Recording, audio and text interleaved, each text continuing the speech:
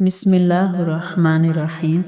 وَإِذْ اور جب قولا کہا موسیٰ علیہ السلام نے لقومہ ہی اپنی قوم سے، ان اللہ بے شک اللہ تعالیٰ یأمرکم حکم دیتا ہے تم کو انجے کے تذبحوا تم ذبح کرو بقرۃ ایک گائے۔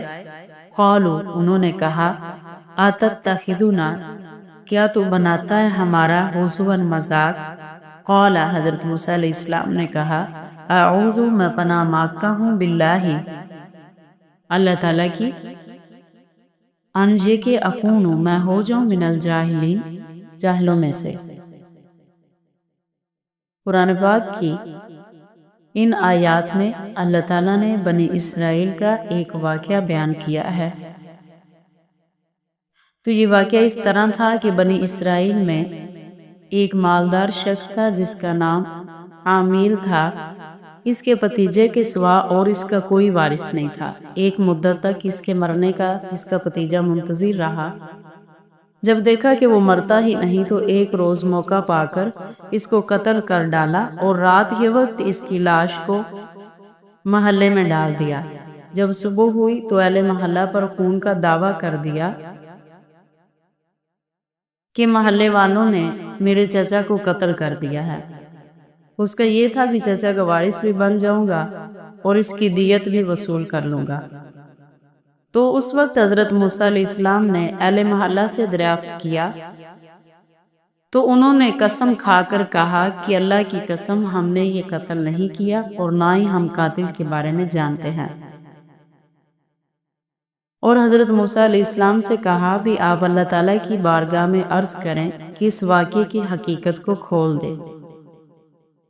تو اس وقت اللہ کی یہ وحی نازل ہوئی کہ تحقیق اللہ تعالیٰ نے تم کو یہ حکم دیا ہے کہ ایک گائے ذبح کرو اور اس گائے کا ایک ٹکڑا اس مقتول پر لگا دو۔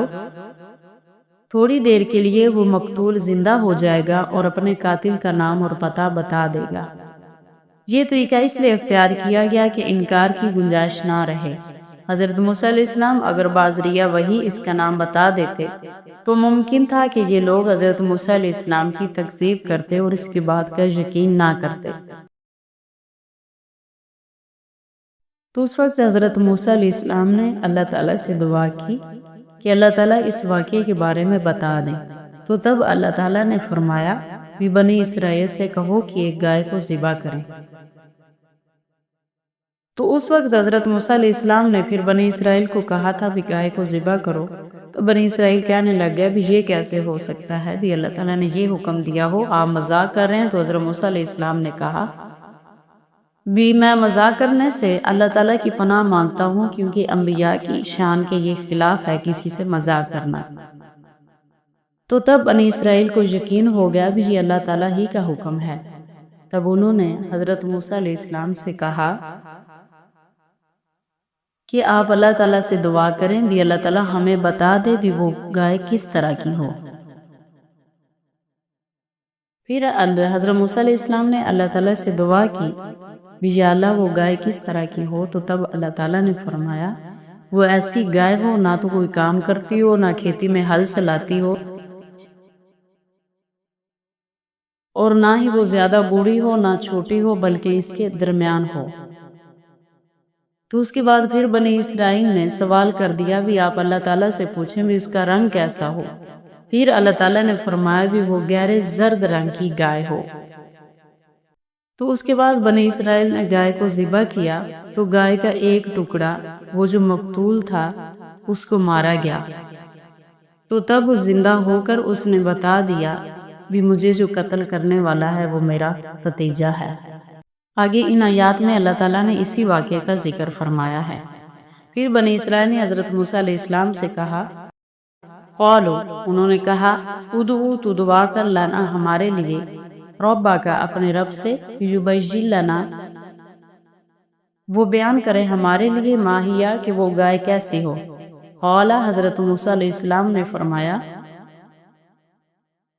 انہو بے شک وہ یقولو اللہ تعالیٰ فرماتے ہیں کہ انہا بقرۃ بے شک وہ گائے لا فارس نہ بوڑھی ہو ولا بکر اور نہ ہی چھوٹی ہو اوان بین ذالک جوان ہو اس کے درمیان۔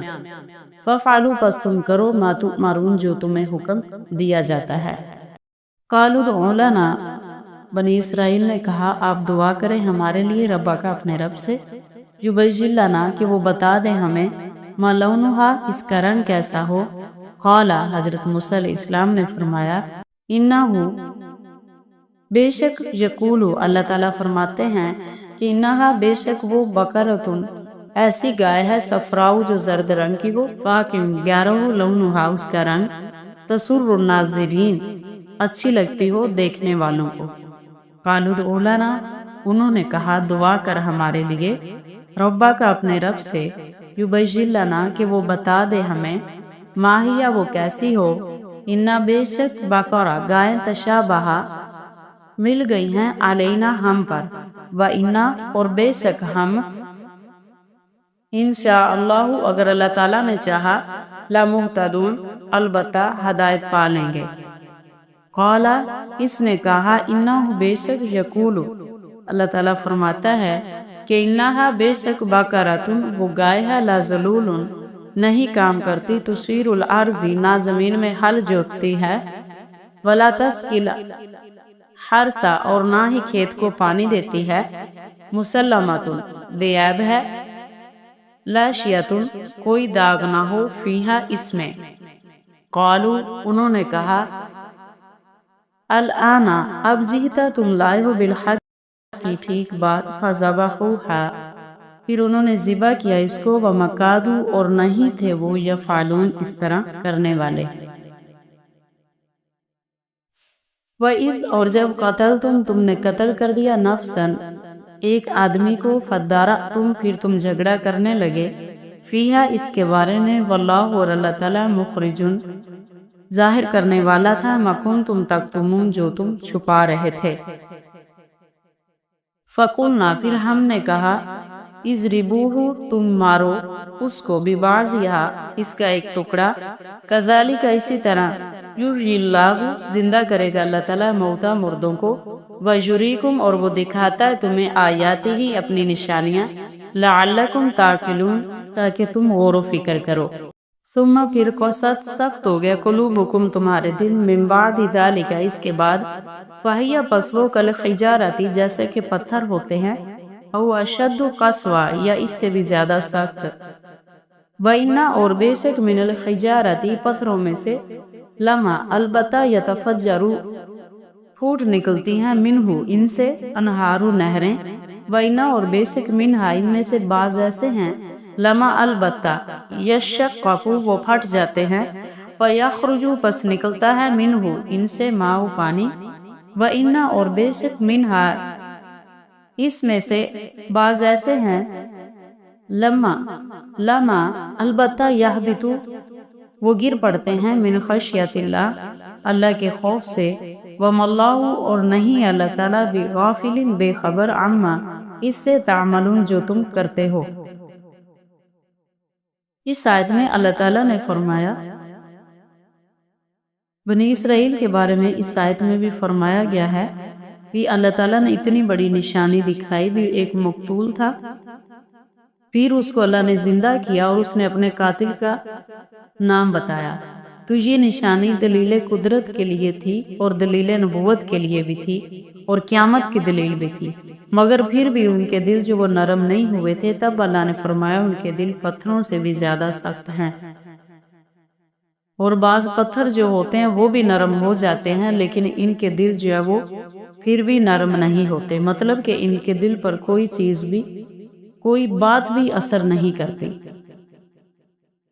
افتطمعون کیا تم توقع رکھتے ہو، ان یؤمنوا کہ وہ ایمان لے آئیں گے، لکم تمہارے لیے، وقد اور تحقیق کانا تھا، فریقن ایک فریق، منہم ان میں سے، یسمعون وہ سنتے تھے، کلام اللہ اللہ کا کلام، ثم پھر یحرفونہ وہ اس کو بدل دیتے تھے، من بعد اس کے بعد، ما عقلوہ جب وہ اس کو سمجھ لیتے، وہم یعلمون اور حالانکہ وہ جانتے تھے۔